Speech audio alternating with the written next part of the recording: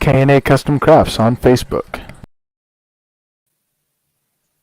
Hello, it's Wednesday evening. It's another episode of the Bo and Joe Show. We have an action-packed hour ahead. Of course, we'll go past the hour, but an action-packed hour ahead because we had an amazing weekend of football. I want to thank the NFL for bringing it for me since I'm just new to the game, but I'm taking credit for it. I'm certainly taking credit for it. How are you, gentlemen? Joe, how are you? Great weekend of football. You absolutely correct. Let's jump to it. What's up, Ferris? How you doing? I'm doing well. I think we're all excited. I'm sure our viewers are going to be excited, just as excited as we were. Wow. I mean, we've never seen. Remember, we talked about the last week of the season. We got into week 18, and we came out that week, and we were talking about that being the best final week of the season that we had ever seen. And this weekend's playoff games definitely it topped it threefold, fourfold. I mean, it was crazy weekend. So I'm looking forward to talking about it. Absolutely. Well, let's get all the other stuff out of the way before, because once we dive into football, it's over, right? Yeah. Would you agree? I agree. Well, I'm gonna preface the whole conversation by saying I was out shopping on Saturday and and I was talking to Jason was sick, one of the gentlemen from the network, and I sent him a message and I said, "Why don't you just relax and just hang out in bed and watch the movies?" And he said, "Hey Joe, I'm gonna be watching the football playoffs." I'm like, "Oh my gosh, that's today!" So luckily you reminded me. Or I might be sitting this conversation out. But before we get into everything, let's quickly acknowledge our viewers. We have Sans here tonight. Hi. Kelvin's here, and I'm sure more people will be jumping in. And of course, we have our man Justin. He's saying, "Let's go Bengals." So we'll see what happens with that. So all right, so jump right in. You set the agenda for tonight, Bodine. So you take it off. Well, let's start with, before we even get into the fun stuff, let's talk about something really serious. Not sure if you guys heard about it or aware of it, but PK Subban, is that how you pronounce his name? Subban. Mm-hmm. His younger brother was competing in, I guess it's a minor league hockey league.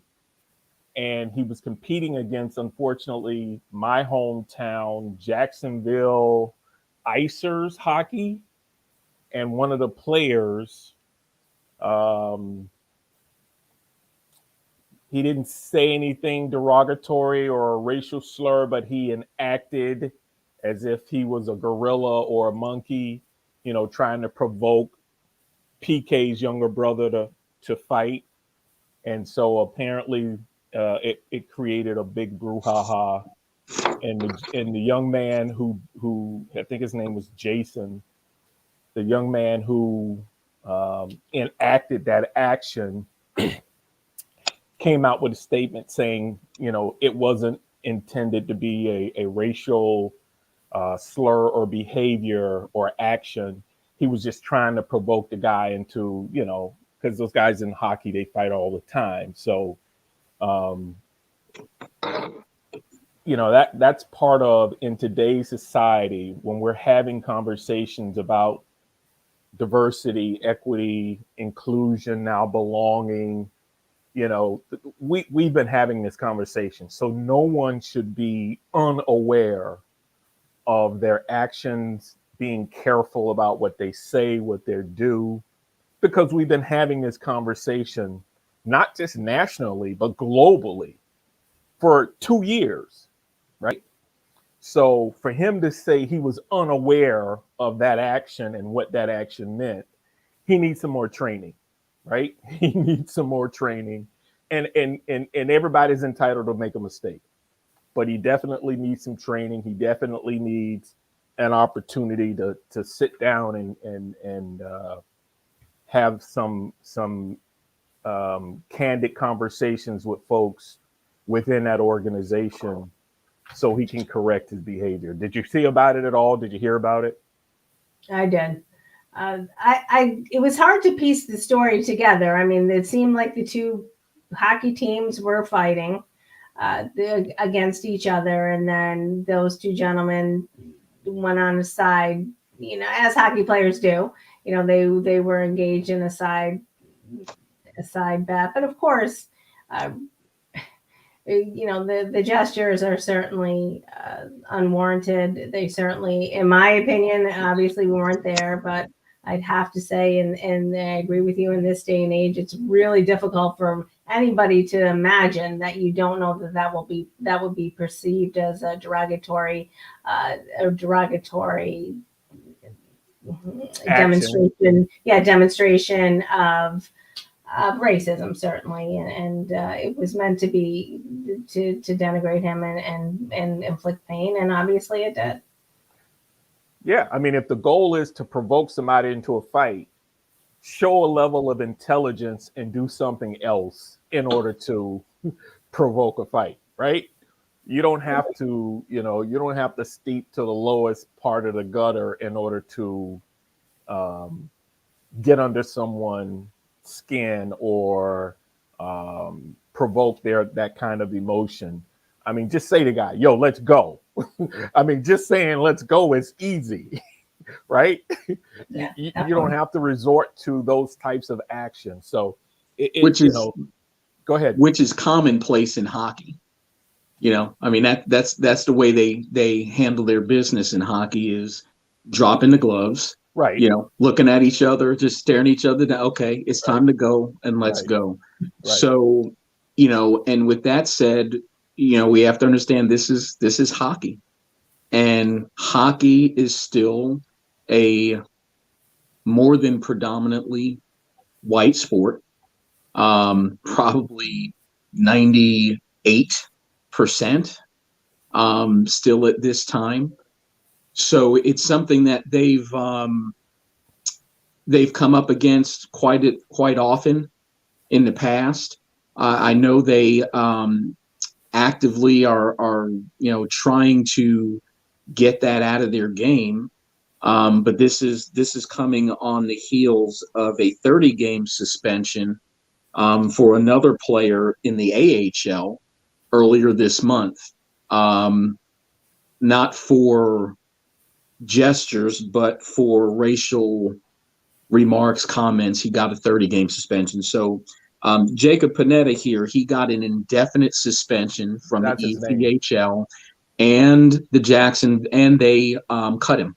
They released him. They cut him. Okay. Yeah, they released him.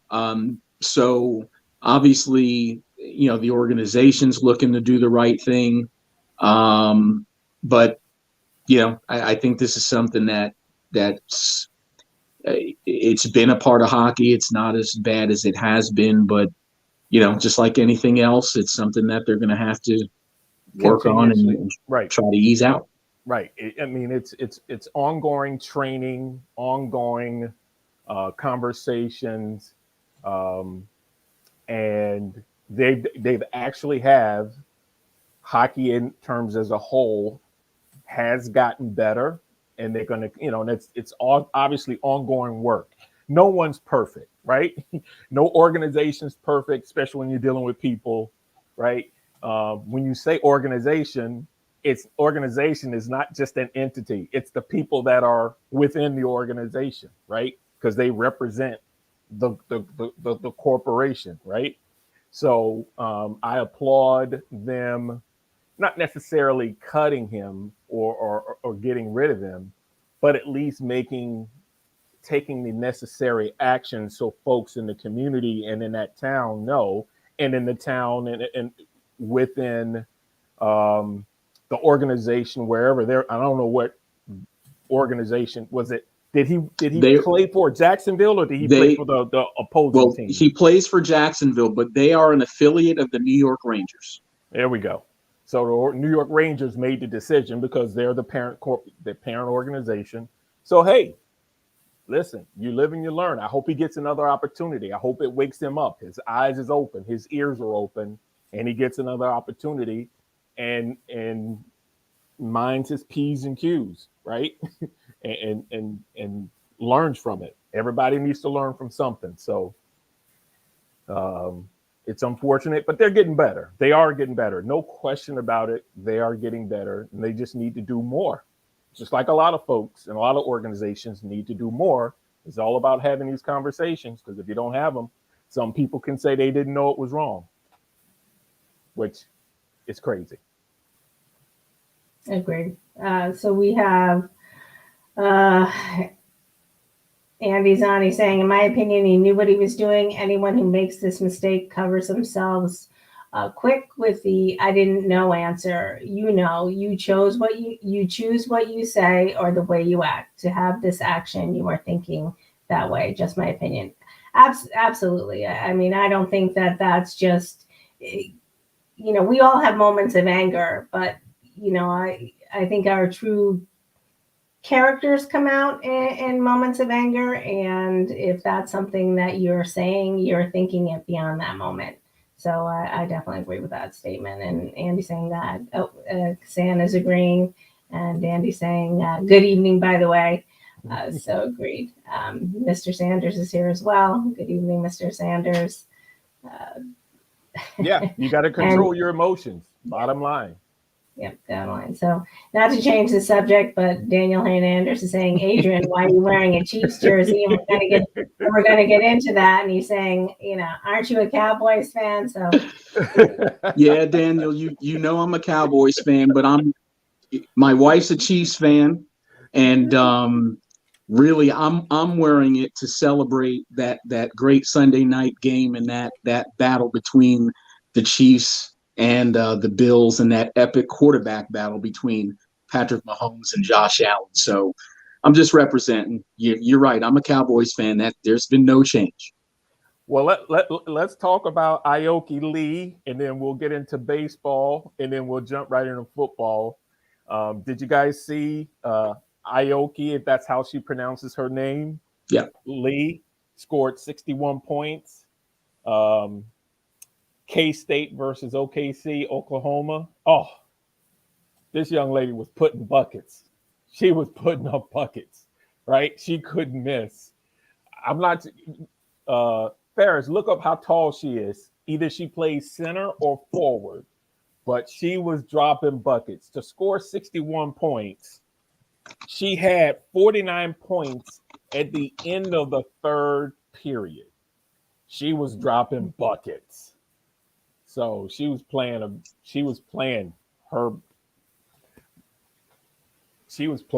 So how tall is she? Is she just center or forward? I'm trying to see if it gives it to me quickly here. She averages 23. She averages 23 points a game, which I think is somewhere between third and fifth in the NCAAs.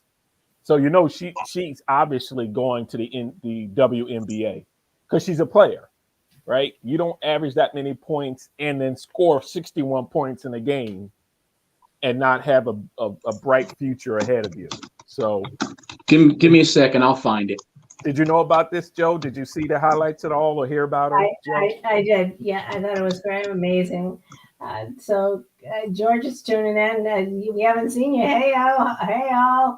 Happy New Year to you too, George. It's good to see you. She is 6'6". Woo! Yeah, she's playing center. Yeah. Or in the WNBA, depending on if there's another player on her team taller than her, she's going to be a power forward or a center. But she can ball. I saw because ESPN showed every bucket. I watched every bucket. She's got great footwork. Her fundamentals are great, and she, I'm not sure how many rebounds she got, but she had a great game. So to score 61 points, that is a lot of buckets. So Adrian, do you know how old she is? I mean, she's a junior. Yeah, so she's got a long career. She's got another year. Yeah. Yeah. That's pretty impressive. Well, I'm not sure. Can she come out as a junior, or does she has to stay as a senior? Can she come out? I don't know the rules about the WNBA, but I would think they're probably similar. I would think, but I'm Yeah. not sure. Because if the guys can come out after 1 year, the lady should be able to come out too. That's Title IX, right? That's equal in terms of how many teams. That has to be there has to be equal in the rules. Right? Yeah, that's more. I think that's more dictated by the NBA and the WNBA, though. And So what they want to do, when right? when you look at football and players not being able to come out until after their second year or until they're 20 or whatever the number is, that is something that's set by the NFL. They don't allow it. So I would think that it's the same thing. It's kind of dictated by the NBA and the WNBA as to what they'll allow. Yeah, for the NFL, is 3 years after they finished high school or their junior year. After their junior year. So it's either or, 3 years or after their junior year. They can declare after they finish their junior year. Yeah. Yeah. But anyway, we're going to keep an eye on her because she can ball. For sure. Baseball, baby. Hall of Fame. Up your alley. Let's go. So this Joe, this should be interesting for you because you are our rules breaker guy, not guy, gal.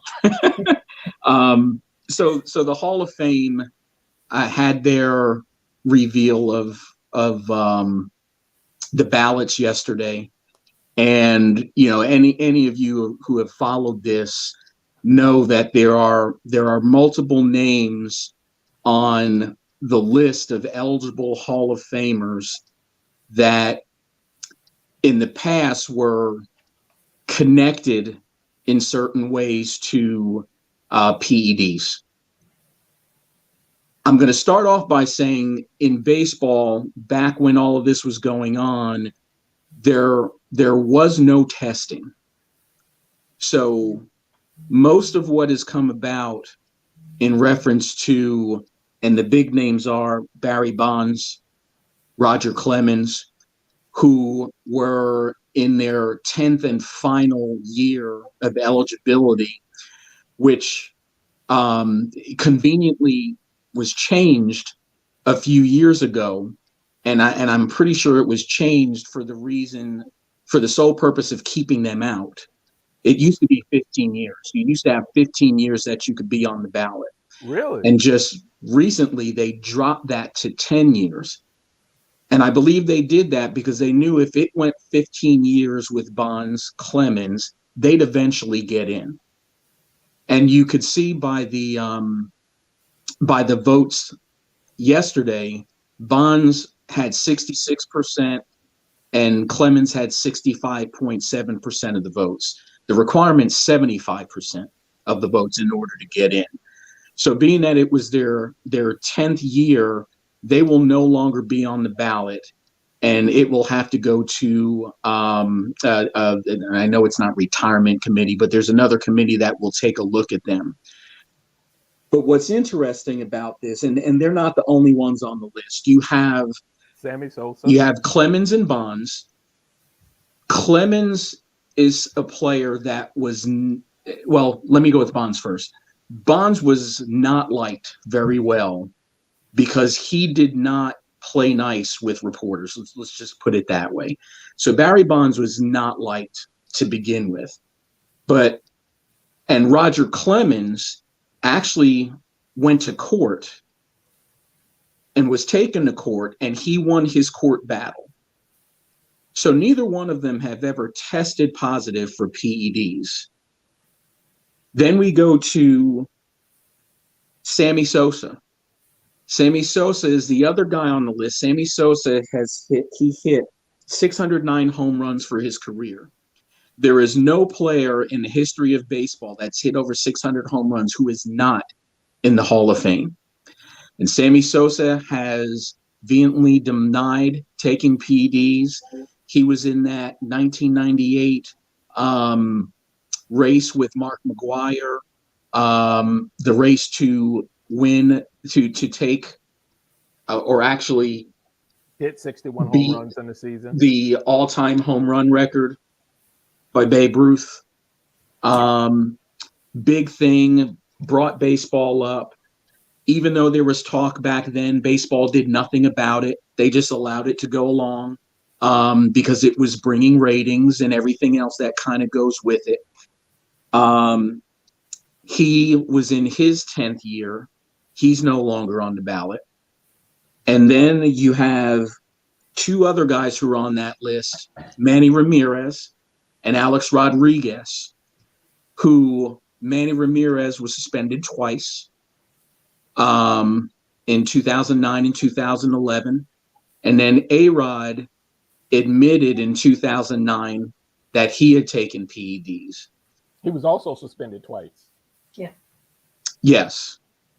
And these two guys will easily be considered probably two of the top 15 right-handed hitters all time in baseball. So obviously they didn't get in either. The one guy that did get in is Big Papi. Mm-hmm. And the thing about this is this was his first time on the ballot. So this makes him a, first ballot Hall of Famer. And Big Papi is not, he's tainted just like the rest of them. Let's just put it that way. But it was So never. the question starts to become. He never failed a test, though. He never failed the test, but neither did Barry Bonds, and neither did Roger Clemens. That's true. And so this is where But the comparison. Hold on. But the question is Barry Bonds and Roger Clemens in the Mitchell report? Doesn't matter. It's still an assumption. So even though they may be in the Mitchell report, I understand what you're talking about. It's still an assumption. Okay. Neither one of them tested positive for PEDs. Right. So there's nobody that can sit here and say that they did or they didn't. And so the question becomes, okay, where is the line drawn? And the other thing about Big Papi is he was very well liked. Oh, no question. Very well liked. Yeah, he And was so- adored. Look at his nickname, Big Papi. There was a song, right? So and look, I have no problem. Big Papi's a Hall of Famer in my book. But the issue is with the other guys who are not in the Hall of Fame, who were clearly Hall of Famers before there was any any talk of PEDs or wrongdoing. Barry Bonds was a 40-40 guy, 40 home runs, 40 stolen bases. So I'm very interested, Joe, to hear your take on this. So, I'm a baseball fan, of course, and I followed much of that throughout the years. And it's reminiscent, of course, when we're talking about, it reminds me of the whole, and it's a completely different scenario, but Pete Rose, very, very, very similar in my perspective. Yeah. I agree. I think for me, I don't know when steroids were invented or when they began being utilized by players, but what is that benchmark? I mean, if you have, these are just the ones who we're scrutinizing. Is it really, it's hard to compare them. I'm assuming Babe Ruth, steroids weren't around in that day, but I wonder where the cutoff is, because I have to believe that many people who are in the Hall of Fame were using banned substances. They weren't banned until a certain period. So it's so inequitable. And I think that at some point, I mean, obviously we have to cut it off, but I find it hard to believe A-Rod's not getting in, I mean, because he's a person, he's a celebrity too. He's well liked, he's out there.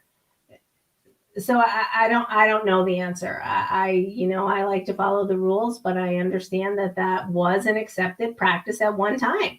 And, it wasn't against the rules. So when that turn came, I mean, Mark McGwire and Sammy Sosa, that was an electrifying time. And really, I mean, baseball was struggling at that time, and they really brought the game back into the limelight. So to, not, I don't know, is Mark McGwire in the Hall of Fame or not?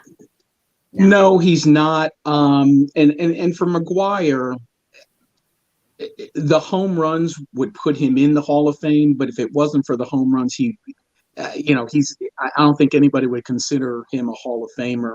And maybe the same for Sammy Sosa. But when you're hitting 609 home runs, and everybody else, and I should say other than A-Rod, because A-Rod hit 696, he's not in yet. If you're hitting 609 home runs and you cannot prove to me or prove to anybody that you did cheat the game, he belongs in. Yeah. So I agree with you in some respects, but I don't know where the cutoff is. Where do we say that, we're going to say, well, from this point forward? And I think it's unfair that what are the criteria to get into the Hall of Fame? Shouldn't it just be statistics, or why should we? But everything weighs in personality. Well, I think that's the problem with the Baseball Hall of Fame, and it's something that the NFL and basketball does not have, and this is where baseball is different. Baseball has that. They want to have that. I'm better. I'm up here. The rest of you are down there. Baseball's about numbers. They have the what's the morality code, if that's what you want to call it. And to me, it should be about the numbers. Whether you're in or not is about what you did on the field. It's not what you did off the field. And that totally relates to Pete Rose. You know what I mean? Pete Rose is the all-time hits leader. There is no way that Pete Rose should not be in the Hall of Fame. And I don't care what he did on the gambling side, because it's about that. And that's kind of why I don't like the writers choosing anyway. I never have. I don't think they have the same perspective as to how tough the sport really is, and what it takes to become that player. So I've never been a fan of that anyway, personally. I think that the much of Pete Rose's issue is that he has no remorse, right? He's never, just in I think the last, I forget when, either within the last couple of years, he kind of released a statement saying that has some type of remorse, but only because he wants to get in, and so I think that there are, you do have to follow the rules. I mean, it's just like when we're saying if you're not supposed to be betting against your team, but is that a life sentence, right? I mean, I think that he's paid that penalty, and there should be a timeline when he should have gotten in by now. Certainly not at that time, but how this is a life sentence for this person because he made some gambling mistakes. We all make mistakes. And he wasn't somebody who was accused of utilizing enhancing drugs to help his game. I'm not saying he didn't do it, but that wasn't his offense on paper. And you're not going to let him in. I mean, his abilities certainly speak for themselves, and so I disagree. I certainly disagree with the Pete Rose case. The other gentleman, I don't know, unless you're treating everybody fairly and equitably, and you can prove that everybody during that time period did not utilize performance enhancing drugs, I don't think it's a level playing field, and I don't think that that's a fair assessment. And I don't believe that those people should be kept out if their skill and talent and statistics demonstrated that they should be in the Hall of Fame. You have nothing, Bo? Oh, I was waiting on y'all to finish. I mean, listen. I know you can't be quiet on this subject. Listen, I'm gonna say what I gotta say, and we can jump right into football. It's easy for me, right? Pete Rose, as much as we want him to get in, they're not letting him in because there was a rule. He knew the rule. The rule was put in a long time ago. I want him to be in, but they're not going to let him in, and they're not going to let him in. And I don't want this to sound morbid or really mean, the chances are Pete Rose won't get into the Hall of Fame until after he's gone to heaven. Probably that's what's going to happen, right? Well, George is bringing up an interesting point, and I forgot about this story, but maybe he won't. The Pete Rose issue goes all the way back to the Black Sox scandal. None of those players are in the Hall of Fame either. So that's so true, maybe right? that's Yeah, I true. mean, Yeah. Shoeless Joe Jackson is not in. Yeah. So Sure. there's a pop that is available for anybody to research and find out. But that doesn't mean there shouldn't be change. Right. Oh, no question. That doesn't make it right. You know No what I mean? question. No question. In terms of the PD, we don't have enough information to know how many people were using steroids, performance enhancing drugs. We just don't know. So my opinion, they all get in based on their numbers, right? But you put it in, you have some very smart people sit down at the table and come up with a way to induct these guys into the Hall of Fame and put an asterisk if you want to use it or whatever. But you cannot, well, you can, but I agree. They, based on their performance, should be in the Hall of Fame without a doubt, because those numbers are incredible, right? I don't know if Sammy's going to get in because he wasn't really a good outfielder or right? He wasn't really a great one, right? No. He couldn't throw people out from the wall to third base, right? So, but he hit a lot of home runs. We know how he hit a lot of home runs with him and McGuire competing against each other.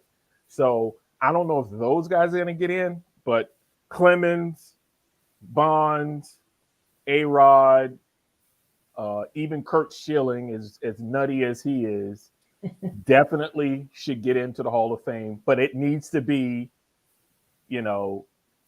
stated what the history is, so people can 100 years from now, when people are paying to go walk through that building, they can read what the story is, right? So, but I think they should get in. Yeah, and I don't think anything's wrong with that. I mean, it's part of the story. It's part of the story. Tell the whole story. There's nothing wrong with that. Absolutely. Don't just keep them out. People are gonna be why right. Then the story. The story gets diluted, or the waters get muddied if you don't tell the story, because then people are going to tell their own version of the story. Tell the story, put it in print, boom, and then let people make their own decisions of whether or not they deserve to be in it versus deserving not to be in it. Yeah, put them in, because they didn't. I mean, I'm kind of with Joe. You don't break the law, you don't break the rules, but some rules aren't as serious as some of the others, right? We have different level of laws, misdemeanors, then it goes up, right? So there should be some level of penalties even in the sports world. So Agreed. I think they should be in. And think about the, the offenses in the NFL. I mean, we have these people who, are beating up their wives, and the Michael Vick, for instance, and then we forgive them. They're not life sentences. They're allowed to come back. They get some help, and they're back. Why wouldn't we? And I don't know if they're all going to make the Hall of Fame, but why are we in a society where we're holding people to these offenses that most oftentimes they're punished. They already receive sanctions.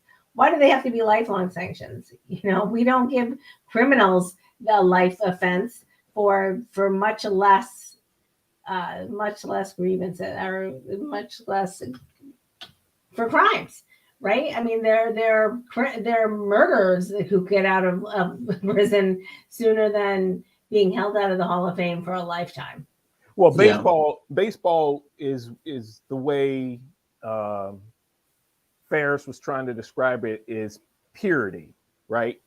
Baseball has always, the cliche. It's Americans, It's America's America's sport, pastime, America's national pastime, pastime. Yep. right? So they are all about the history and the purity of the game because it can be easily manipulated, right? So you want to keep it as clean as possible so it can be that guy who hit 700 home runs was pure, right? That pitcher who threw that fastball 105 miles an hour, wasn't, whatever the term is, messing with the ball, scruffing the ball up and all that kind of stuff, right? Yeah, I mean, and that's the history of, the greatest example is Gaylord Perry. And people bring Gaylord Perry up all the time about how he doctored the baseball and he's in the Hall of Fame, spitballs and everything else that goes with it to give that advantage. So I mean, it's something that's been going on in baseball for ages.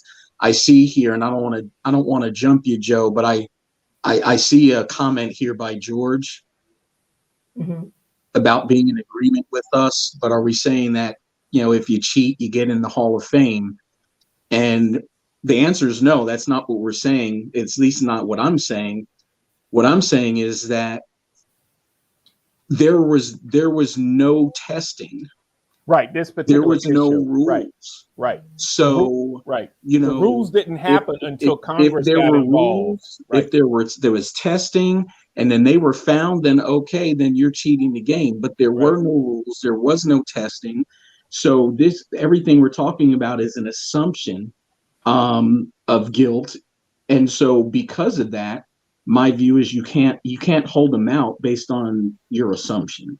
That's what I'm saying. And then at that point, then we're separating A-Rod and the guys who did test positive versus the guys who were under assumption.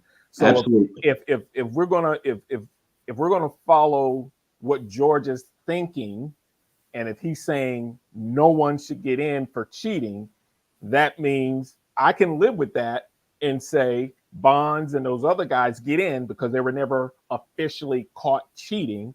But the guys who did get officially caught cheating don't get in. I can live with that too.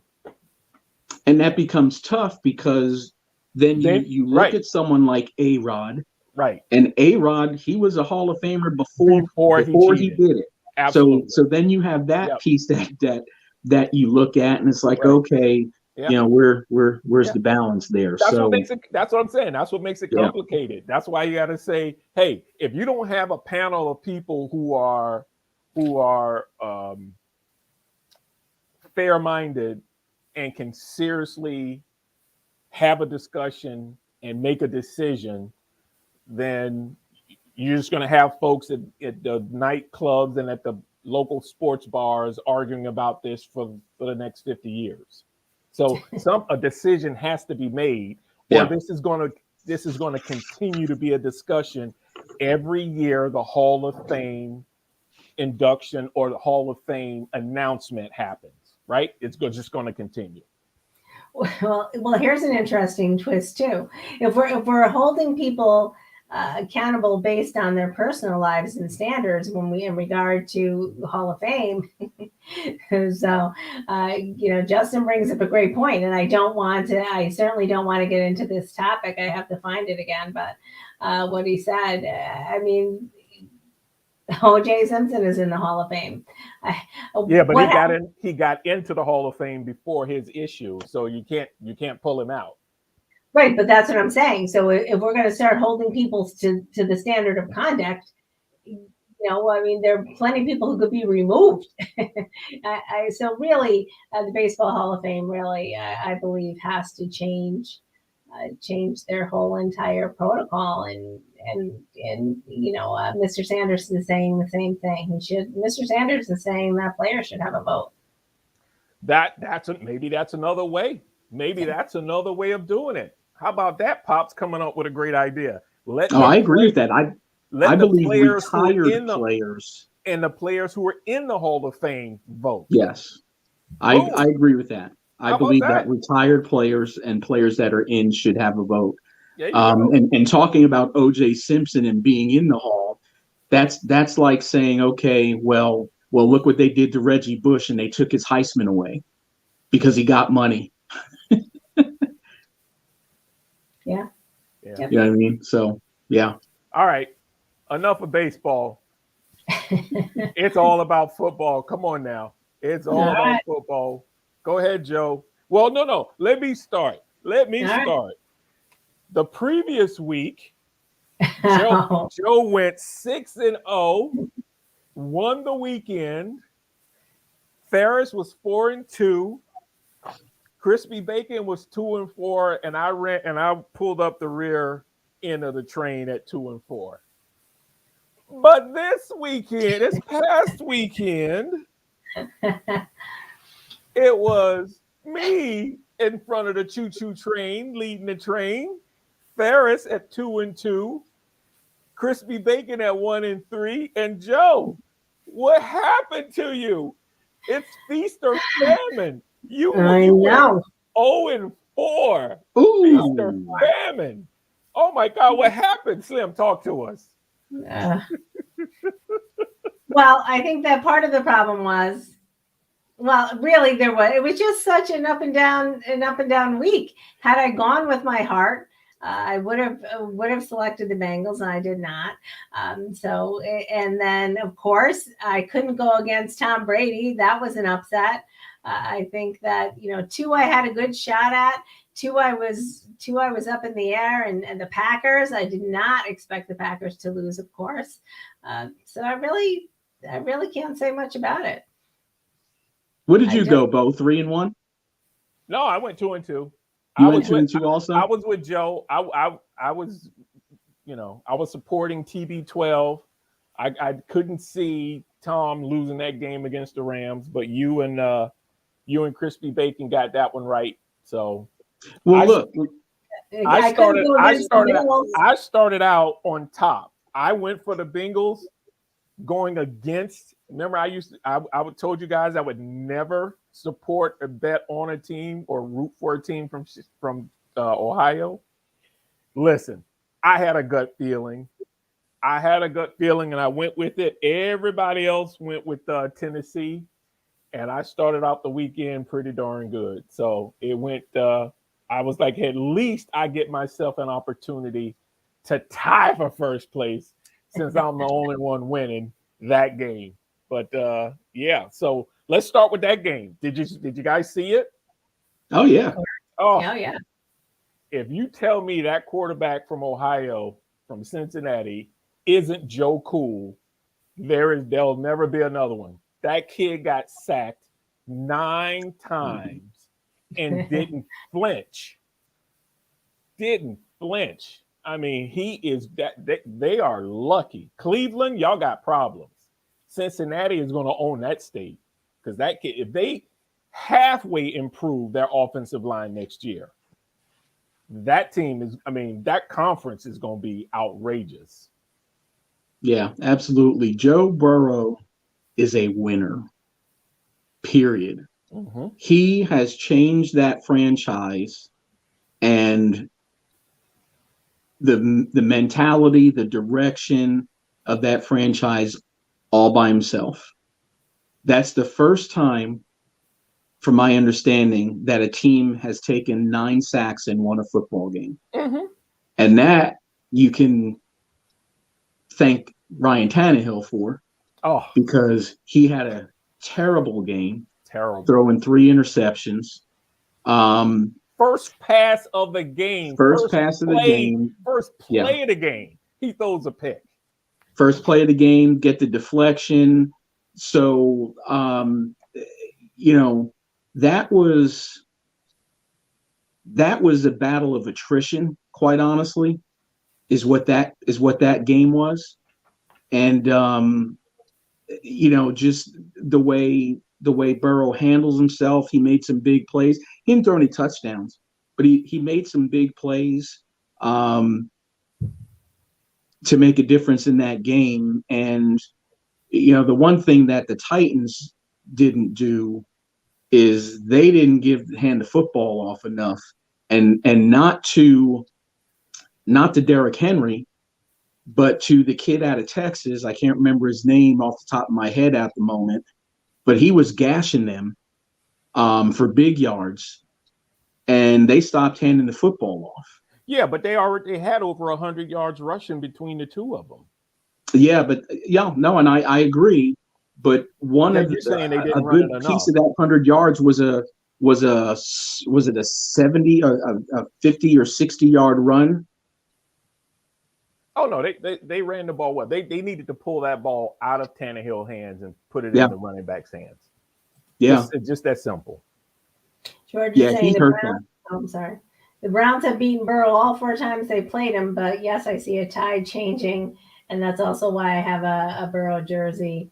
I've added it to my collection. So definitely. I think he's an endearing, and I haven't watched every Bengals game, but he seems like a humble, down-to-earth kid and endearing. He looks like he should be in college right now, but well, he played well in college. He won a national championship in college. He's a player.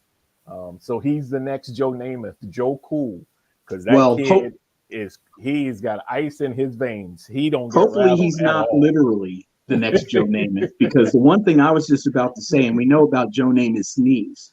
Yeah, he took a couple hits on Sunday. Yes, and I thought he was hurt. His knees, and he had that injury where he got up and he was limping, and it was like, okay, is he gonna? Is he hurt? Is he gonna make it through this game? I saw that. Yep, I saw that. He just kept coming back. Yep, I saw that. I was hoping he wasn't hurt, but he fought his way through it. So that was a really good game. That's the way we started off, and then we go to the next game. 49ers, Green Bay. We all lost that one. Every single one of us was, even Tim Sr. was on Green Bay, and we all lost that. Did y'all see that game? I saw that game. I wanted the 49ers, but I just couldn't. You changed your mind at the last minute, if I'm not mistaken. And all because San Francisco was my my childhood team. I always loved them, but it was hard. All this talk about Aaron Rodgers, and he's had a remarkable season. I just didn't see the 49ers pulling it off. And and if you'll recall, I watched in the afternoon. I was watching. I thought it was live. It was a game from earlier in the season, and they were showing a repeat. I messaged the guys. I'm like, why? I thought the 49. I thought the Packers had already won. I messaged the guys. I said, why are they playing the game again tonight? Or airing it again tonight? And they're like, yeah, you're not watching the right game. But they showed the previous the game during this season. Yeah, week 3, I think. I found that out later, but I mean, I'm glad the 49ers won. I'm not a huge Aaron Rodgers fan. I'm not a fan at all, actually. So, I love that game, actually. I was hoping to win 1 or 2, but I was happy to see the 49ers win. I thought it was an amazing game. It was in their element. It was snowing. It was cold. And for Aaron Rodgers not to throw 1 touchdown, that's crazy. The Aaron Rodgers legacy was hurt this past weekend. Oh, no question. It was hurt badly. And you know what? You look at that game, and then you look at Joe Burrow, you look at Matthew Stafford, you look at Josh Allen, you look at Patrick Mahomes, and you look at the games that they had, and not just the games that they had, but the things that they did when it counted to carry their team. And that's exactly what you expect of Aaron Rodgers, and you got nothing. Absolutely none of it. And that's been his history in the playoffs. He's been great in the regular season, but when he gets to the playoffs, this is kind of what you get. And just really quickly, the one stat that I didn't know last week before we picked was I didn't realize that Aaron Rodgers was 0-3 against the 49ers in the playoffs in his career. I didn't know that. I didn't know that either until So I heard they it. were talking Yep. about that, and I was like, man, They got I'm not his sure number. that I definitely would have changed my pick, but if I had known that, I probably would have seen it a little differently. But 49ers defense in that game really, really stepped up. You know, the Packers took the lead early, you know what I mean? And then you could just see as the game went on, the Niners defense getting more and more stout, getting more and more control of the game. You know, then at that point it was about their special teams, you know, especially the blocked field goal just before the half, which was huge. And then the blocked punt. Because that's what was needed. Garoppolo almost, he threw 4 balls that he was lucky didn't get taken the other way as pick sixes out in the flats. Yeah. So just the way that game went, it's fitting that the special teams was what won that game. That was the most boring game out of the 4 that I watched all weekend. Yeah. I literally was agree. flipping back and forth to something else because I was bored. I was like, when is this thing going to turn up? But one time I turned and flipped back and I got lucky and caught the block punt for the touchdown. And I was like, okay, now it's getting exciting. Okay, here we go. As a matter of fact, I could have been talking to Dad. I'm not really sure. So let's go to the next one. Rams in Tampa. A blowout that ended up being a great game. The Sunday's games were the best. Absolutely. Matt Stafford got the proverbial animal off his back by proving he could win and be clutch when it was time to be clutch. Because it looked like they were going to just run roughshod over Tampa. But obviously, when you got TB12 in the house, it's never over. Yeah. And he proved that. He definitely proved that it's never over.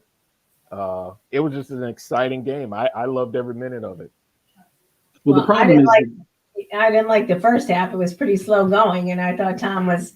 Yeah, I thought the Bucs were done. Well, I had faith that he would. I didn't think it was going to be a shutout, but I did not think the second half was amazing to tie it up, and then it's hard because it's hard to root against either one of them. I like Stafford too, so.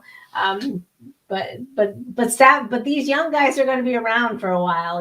How many more years is Tom going to have? And the same, somebody who said that I forgot the quote. It might have been from Brandon. I think they said in the last 9 Super Bowls, there hasn't been a time when Aaron Rodgers, or not Super Bowls, but the division titles, there hasn't been in the last 9 years, there hasn't been a time without either an Aaron Rodgers or a Tom Brady in that final playoff. So I think it's 12. 12 years. It could be 9. I think it's 12. Yeah. Right, 12. So it's either been one of those guys in a Super Bowl. Yeah. Hey, Father Time is undefeated. These young guys are coming up. They're paying their dues. It's time to move. We had to move on.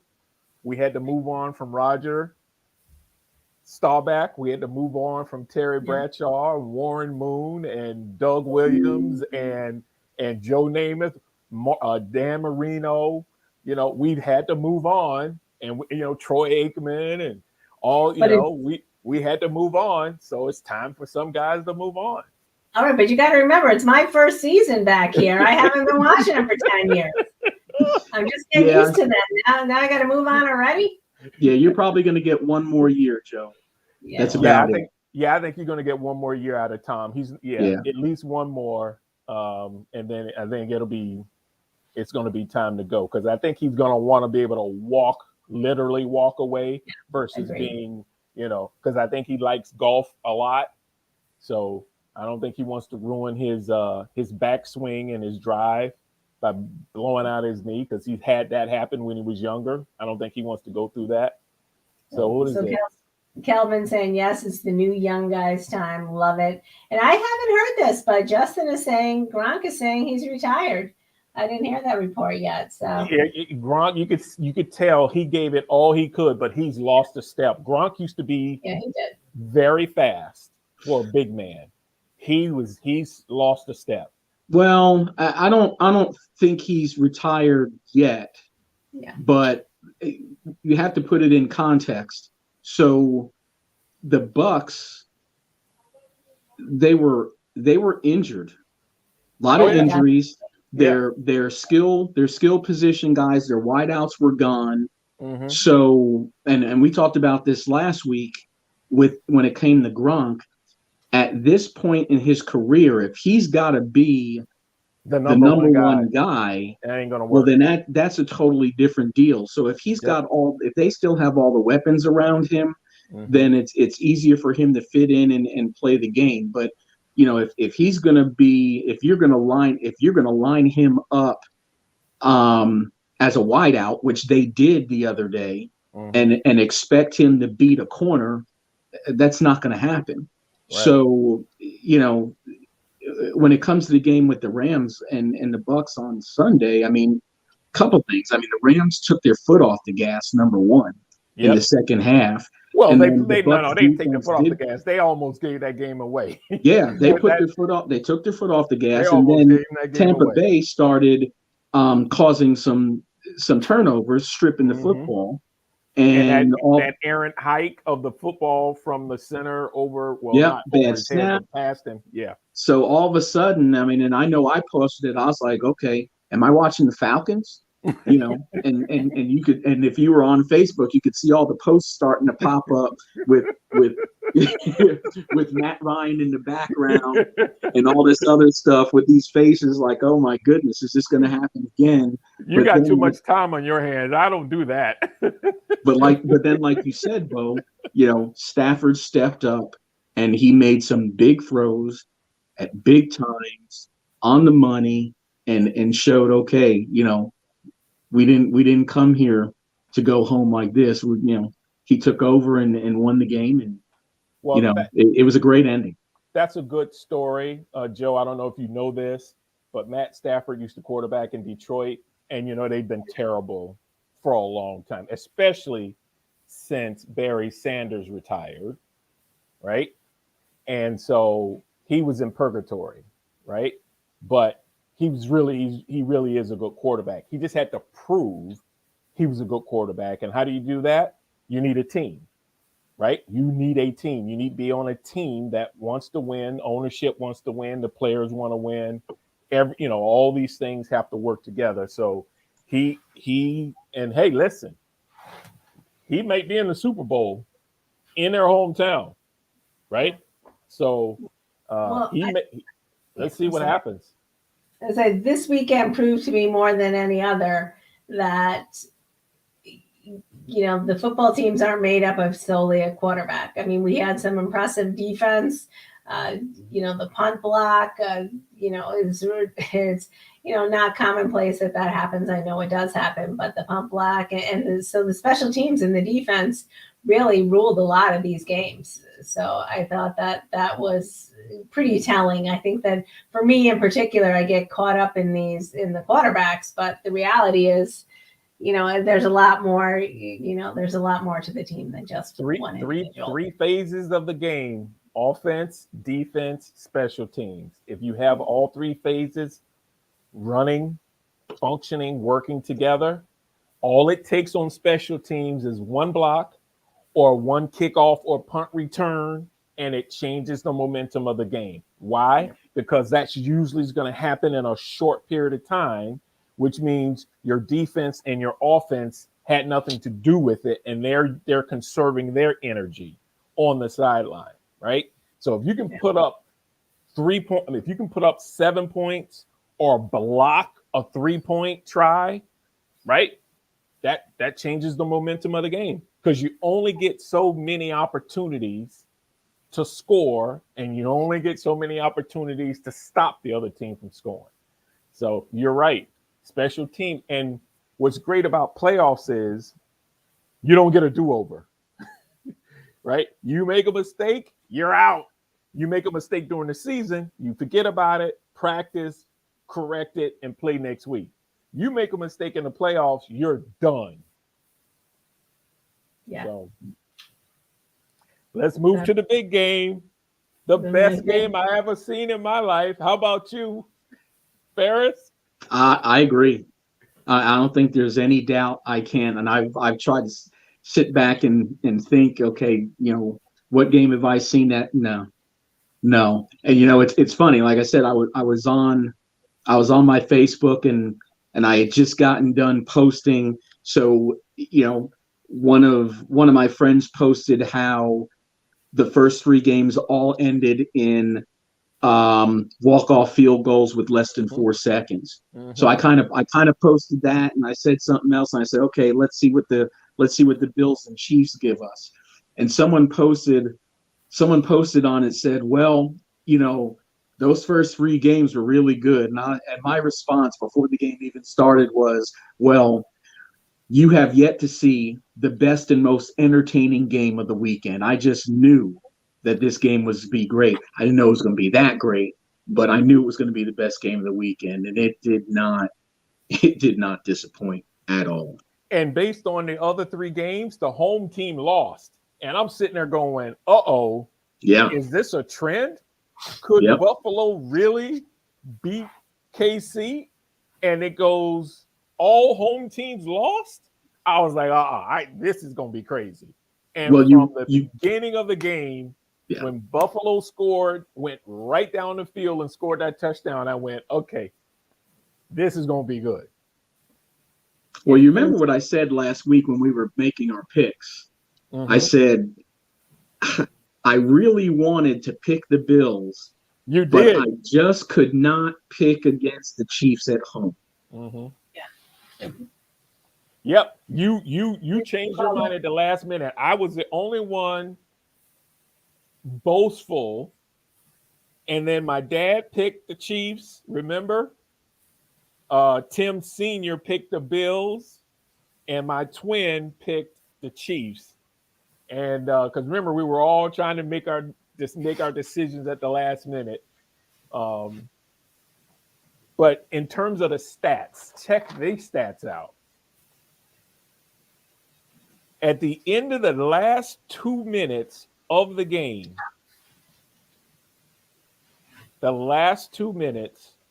they scored between the two teams 4 touchdowns, a combined 290 yards with no turnovers. Mahomes threw for 188 yards the last 2 minutes plus the overtime. And Josh Allen threw for 102. Josh Allen was 5 of 7, only 2 drops. And Mahomes was 10 of 13, 3 drops. Those stats in the last 2 minutes combined with that few minutes of overtime is the stats people put up an average in a football game. And they threw that up in 4 minutes. 4 minutes, maybe 6 minutes. I give them 6 minutes total. They threw those numbers up total in 6 minutes. That's crazy. Yeah. Yep. I think that I read somewhere, I don't know if I read it, I heard it, that said, in the last 2 or 3 weeks or whatever, I mean, Josh Allen has had 9 touchdowns and he's not going to the Super Bowl. 9 touchdowns, no interceptions, probably close to 700 or 800 yards total. And I'll be conservative. Let's say definitely over 6. And he's not going. And he was probably the best quarterback, if you really want to look at it, the best quarterback in terms of stats these past 2 games out of all the quarterbacks in the league. I mean, in the playoffs. Yeah, I was heartbroken for him, really. And I thought he carried himself with poise and grace. He sat there, he didn't. And then I don't know if you saw the clip when Patrick Mahomes ran through the crowd to find him. He really sprinted through the crowd because at first I thought I don't think that they had a moment, and I care about stuff like that. So, and then they showed it afterward, the fact that Patrick Mahomes actually ran through the crowd, sprinted to the crowd to find him, and they really had a special moment. So, yeah, I love that. Well, they're going to be playing each other, all things being equal. We're going to get used to seeing this for a nice long time. We should. All the quarterbacks who we were talking about this weekend, besides Stafford and TB12, all of the young quarterbacks, especially in that conference, Mahomes, Allen, Herbert, Jackson from Baltimore. Tell me if I'm forgetting anybody else. These quarterbacks are all under 27 years old. Yeah. They're going to be around a while. We're going to be seeing some really good quarterback play for the next 8 years. I'll be conservative. Next 8 years. It's going to be off the charts. Yeah, the AFC is going to be tough with the quarterbacks that they have there. I'll tell you what I liked about this game so much is think about how Kansas City was playing at the beginning of the year, throughout the year, how poorly they were playing. Obviously, they got better towards the end of the season, but think about it. This was the first real sighting of Patrick Mahomes all year. Oh yeah, the first real sighting. We're like, okay, that's the guy I've been watching the last couple of years. The side on the passes, the really, the unbelievable passes. Him doing a lot with his feet early in the game, him avoiding the pressure the way he does, getting out. He wasn't running as much earlier in the year either. I think people underestimate his ability to run the ball. I mean, in terms of that run down the middle of the field, we know he's really good at the sideline and at the angles, right? But straight on, I think people underestimated how fast he was because he's a pretty big kid too. Yeah, you know what I mean. So and then we had a second sighting. Tyreek Hill showed up. Oh yeah, that's crazy. Big time. Oh yeah. There's no way on the planet you have the angle on this guy, and he literally knows he's going to outrun you, and he does it. That is ridiculous. I mean, people weren't even close to him. He just was so remarkably fast. I didn't realize how quick he was until you see him, and you see the defenders trying to catch him, and they just can't. You know what his nickname is, Joe? Do you know what his nickname is? No. The Cheetah. Yeah. Well, he is. I mean, if you have some time, YouTube highlights of the Cheetah over the past couple of years. You will see absolutely how fast this guy is. It's ridiculous. Yeah. Just ridiculous. So the total stats between the two quarterbacks, over 700 yards, 8 touchdowns, no INTs. It was literally a perfect football game. Yeah, and that's the other thing. This was a clean game. You can't get much cleaner than that. No. Right? No, I don't think there were any fumbles. Were there any fumbles by running backs or receivers fumbling the ball? There were no turnovers in this game. Oh, that's how you score 42 and 35 points. You just ball out, right? You just absolutely ball out. Absolutely. I'm telling you, I've been watching football since 1970. I was 5 years old. I used to listen. I loved the Dallas Cowboys growing up. I used to cry when the Pittsburgh Steelers would whip up on my Cowboys. I would cry when the Raiders lost to Miami or KC, right? Because those are my two teams, Cowboys and Raiders. I have never seen a game like this. I'm telling you, it was incredible. It's an instant classic, right? Oh, yeah. And matter of fact, have they re-showed it yet on the NFL Network? Because they usually show the good games on Monday and Tuesday night. Maybe I'll watch that tonight because I don't go to sleep till 3 since I Yeah. So definitely. So, all right. What about this week? Well, it's easy. Who you got? Who you got? I'm writing it down. Who you got?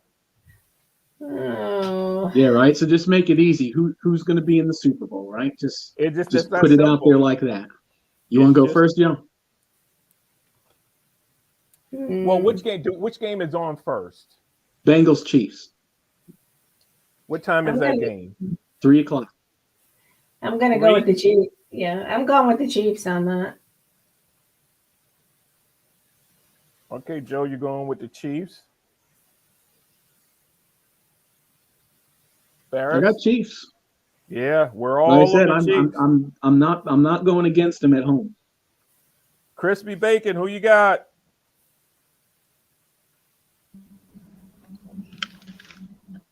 I'm going Bengals. Are you? Ooh. Glutton for punishment. And that's a 3:00 game. Okay. Yeah. The next game is 49ers versus The Rams. Ooh. So the All stat here is that the Rams are 0 of the last 6 against the Niners. The Niners have beaten the Rams 6 in a row. Wow. I'm going with the Rams. I'm too. I don't have any confidence in Jimmy Garoppolo because he's still hurt, right? And Matthew Stafford getting a taste of what it feels like to win a big game, and they know as a team if they win, they'll be like Tampa playing in their home stadium for the Super Bowl. That's just too many odds to overcome. I'm going with the Rams. What do you got, Joe? I'm going with the 49ers. Uh-oh. she's not gonna make that same mistake twice. But it's hard to beat a team 3 times in the same season. Oh, absolutely. You're right. Yep. Ferris, It's not happening. Rams. who you got? You going Rams. with Ferris? You going to Rams? Crispy Bacon, who you got? Rams. Bacon? You going with the Rams? Rams Chiefs Super Bowl. All right. Mm. We All shall. right, so we have some comments. We have Anthony saying Odell has something to prove. Yep. Hey, Troy, what's up, kid? And Garoppolo will be throwing some interceptions. He normally does. Well, and Troy, that's a good point from Troy. Dad's got And I said this either last week or the week before that OBJ has become an integral part of that offense. They have, well, I mean, I think he's now more of the go-to guy than Kupp has been over the last couple games. Obviously, Kupp is doing his thing and everything else, but if you look last week, you could see the number of receptions that OBJ had, especially at key times. Mm-hmm. Andy, I got you. You got Rams versus Chiefs in the Super Bowl. My dad picked KC. Who else is out there? Kelvin's got Bengals, Rams. Bengals. Kelvin's got the Bengals. Brandon, Bengals, Rams. Justin, what do you have? I mean, let's see. Wow. I can't. I find it. Who did Calvin have? Who did Calvin have? He had the Bengals. I find it interesting that after watching how the Chiefs played this past weekend, the number of people choosing the Bengals. No, it's a great story. It's like a Cinderella story. But they're not ready yet. I get it. No, they have the talent. They just don't have the experience. That's the thing, right? And they don't have the offensive line. That's the problem. And KC has Big Jones at nose guard. He's a big dude. He can disrupt their defensive line can play well when they need to. So, yeah, I mean, I like Joe Burrow. I like his wide receivers. They got a lot of talent. They just have to pay their dues, unless they get lucky and KC falls on their face because they're overconfident. But I don't see Andy Reid allowing that to happen. Ooh, we got a Niners pick there. Yeah, so Justin has the Niners versus the Chiefs. Justin got the Niners and Yeah, Chiefs. Justin's aligning with me. Okay. All right, so it'll be an interesting week. I'm looking forward to it. And all these games are on Sunday, right? Yep, Yeah. Guess what? 3 and 6:30. It's going to be I don't know if you guys heard, we're getting a big snowstorm up here. Really? Oh, All right. yeah, it's coming through on Saturday. Ooh. Big nor'easter. Supposed to be the biggest one in 3 years. Hunker The question is, how much is it going to dump on Philadelphia area versus how much is it going to dump New Jersey, New York up? So, Joe, get ready. You better go food shopping. You and the boys might be snowed in this weekend.